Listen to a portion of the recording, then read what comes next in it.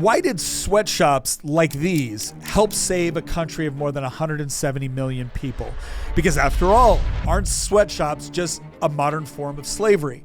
The term sweatshop often conjures up images of harsh conditions and exploitation, but its definition can actually be somewhat ambiguous.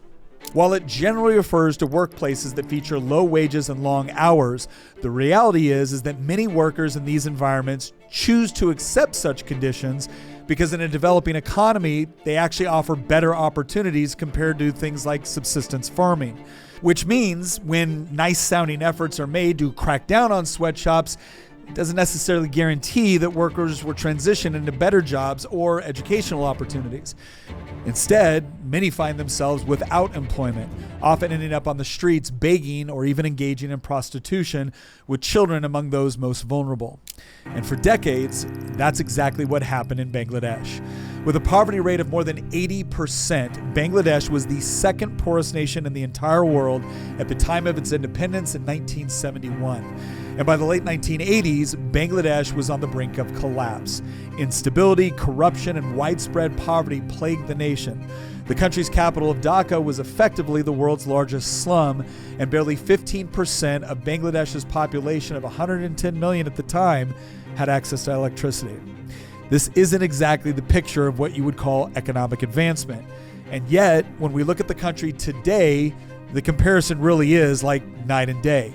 Bangladesh is one of the fastest growing economies in the world and has been for over a decade. The country now holds the second largest foreign exchange reserves in South Asia. And on a per capita basis, Bangladesh is now richer than both India and Pakistan. So while it's easy to bash sweatshops as oppressive and exploitive in the West, we need to understand that for tens of millions of people, the opportunity to leave the slums or the fields marked the first real chance they had to escape poverty.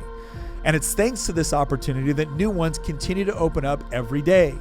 Bangladesh is now experiencing the same transformation that the United States did over 100 years ago, with a real middle class beginning to form for the first time in its history. And that's exactly why economist Friedrich Hayek once said, "The main task of society is to provide the conditions for the individual to make their own choices, and any interference with this process by outside forces is a violation of freedom." Now look, are sweatshops ideal economic situations? Are they the best possible economic outcome we could hope for people in poor countries? Of course not. But they are a stepping stone.